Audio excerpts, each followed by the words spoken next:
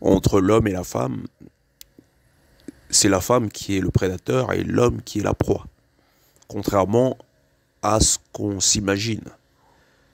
En fait, cette idée que l'homme puisse être le prédateur est créée par notre imagination, plutôt notre conditionnement.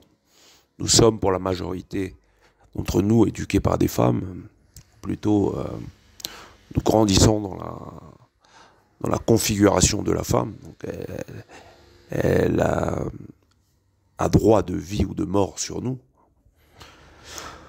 à travers donc notre tendre enfance. Et c'est ce qui fait qu'en général, on se met à penser qu'elles sont des espèces de divinités. Le premier Dieu, c'est celle qui te donne le sein, c'est ton Dieu. Et ce Dieu a droit soit de te libérer, soit de faire de toi donc son esclave. Et en général, elle fait de toi son esclave, la femme étant auto-centrée. Donc ses intérêts deviennent les tiens.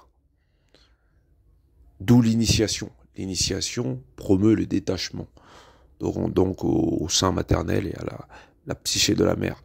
La majorité des hommes ne sont pas détachés. Et lorsqu'un homme couche avec une femme, ou prend l'habitude de coucher avec une femme, l'homme s'attache plus facilement que la femme, contrairement à ce qu'on croit. Les femmes ne sont pas les êtres sensibles qu'on nous présente. L'homme s'attache plus facilement, et donc on nous présente un homme qui est spontanément volage, parce qu'il a la nature avec lui. Hein. Donc il a la force physique qui rappelle au monde des évidences qui en réalité sont totalement fausses. L'homme s'attache plus facilement. Pour se détacher, il doit faire donc appel à des forces supérieures, une acquisition spirituelle, une acquisition intellectuelle, une philosophie, et aussi beaucoup de sagesse, beaucoup de résilience, mais surtout beaucoup de force et de courage. Ou sinon, spontanément et naturellement, il est attaché donc à la femme qui le renvoie à sa nature profonde, qui est l'attachement à la mère. Et donc, la femme gagne aussi grâce à un facteur particulier qui est le temps. C'est ça qui fait donc l'ascendant qu'elle a sur l'homme. C'est le temps, la patience.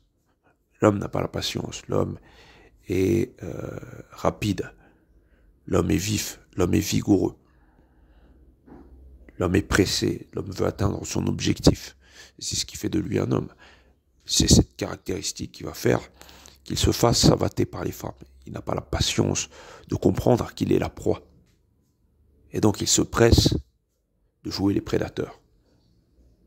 Ce qui ne conforte pas du tout à sa réalité.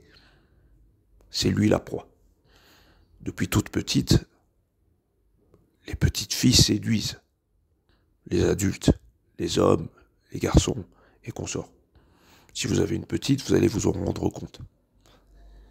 Elles séduisent, et une fois que l'adulte est séduit, elle se détache.